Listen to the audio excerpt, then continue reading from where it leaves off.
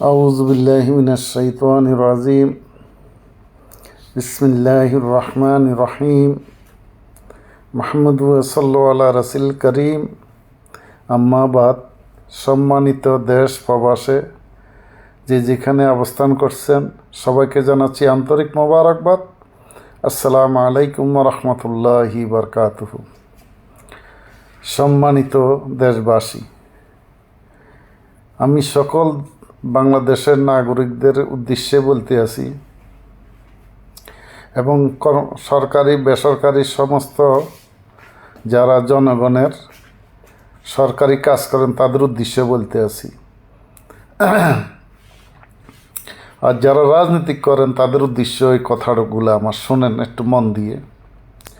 দেখেন, অন্তর্ভুক্ত যে সরকারটা এসেছে এটা দিনে দিনে কোনো সংস্কার করা সম্ভব না। 16 বছরের দুর্নীতি, 16 বছরের দুঃশাসন, 16 বছরের যেই লুণ্ঠন, 16 বছরের যে জুলুম নির্যাতন এবং 16 বছরের যেই দুঃশাসন দুর্নীতি যাই কিছু হয়েছে এবং যারা অর্থ লুটপাট করছে এগুলা এই অন্তর্ভুক্ত সরকার যেটা আসছে উনি সংস্কার করা কম সময়ের ভিতরে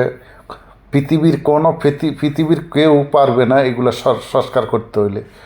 16 বছরের দুর্নীতি দুঃশাসন আর প্রত্যেকটা সরকারি সেক্টরের যে দুর্নীতি সেগুলোকে নিয়ন্ত্রণ করতে হলে অনেক টাইমের প্রয়োজন আছে। তাই এই সরকারকে যারা বুদ্ধিজীবী, আইনজীবী, সাধারণ নাগরিক, দেশের বিশিষ্ট নাগরিক এবং নাগরিক সমাজ সবাইকে এই সরকারকে সহযোগিতা করতে হবে। তো সহযোগিতা যদি না করেন তাহলে আপনারা এই দেশের ক্ষতিগ্রস্ত হয়ে যাবে।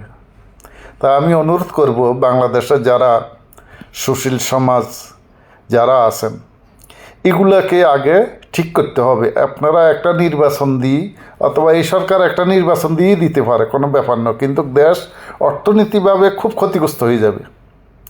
এমন ক্ষতি হবে যে ক্ষতির থেকে আর এই গভর্নমেন্ট ওঠা সম্ভব না। তাইলে আমরা কি করতে হবে, এই যে গভর্নমেন্ট তখন তত্ত্বাবধায়ক যে গভর্নমেন্ট আছে এই গভর্নমেন্টকে কী করতে হবে, সহযোগিতা করতে হবে যতদিন লাগুক।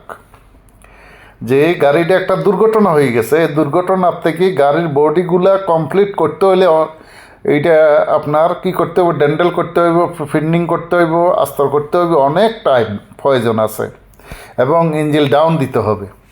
ঠিক বাংলাদেশটার ঠিক এই সিস্টেমটা হয়েছে।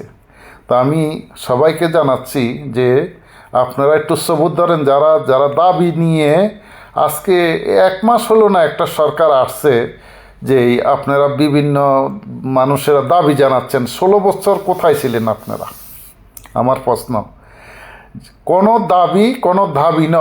এখন দেশ মেহনতের জন্য আপনারা কাজ করবেন, যেমন সেনাবাহিনী, পুলিশ, আর্মি, বিডিআর এবং এই যারা বিভিন্ন ক্ষেত্রে আছেন আনসার বাহিনী, সবাই দেশে এখন কী করতে হবে, সংস্কার করতে হবে। আর সংস্কারের জন্য এই সরকারকে সহযোগিতা করতে হবে। এখানে আপনারা দাবি নিয়ে রোডও দ্বারাই কোনো লাভ হবে না, কোনো লাভ হইতো না। এই সরকার কোত্থেকে আনবে? যে টাকা এই শেখ হাসিনা, এই স্বৈরাচার শেখ হাসিনা, খুনি শেখ হাসিনা যে ঋণ করে গেছে সেগুলা যদি টান দেয় বাংলাদেশে কিচ্ছু থাকবে না। আপনারা তো কখনো এই যে সরকার এত টাকা ঋণ করছে কোনো প্রতিবাদ করেন নাই, কোনো ধরনের কোনো মিছিল করেন নাই, মিটিং করেন নাই, আপনাদের দাবি নিয়ে উপস্থাপন করেন নাই। আপনারা এ সময় কি মুখের ভিতরে কি আপনারা কলা দিয়ে বসিয়েছিলেন নাকি? এখন কেন এই অন্তর্ভুক্ত যে সরকার আসছে অথবা যে তত্ত্বাবধায়ক সরকার আসছে এই সরকার আমলে এত দাবি কিসের দাবি আপনাদের?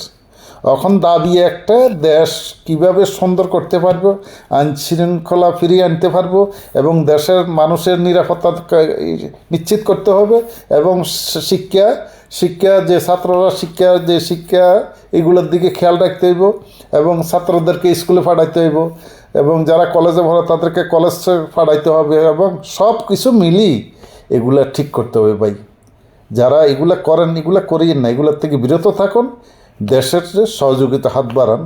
দেশ এমন সংকটময় যাচ্ছে। তো এই সবাইকে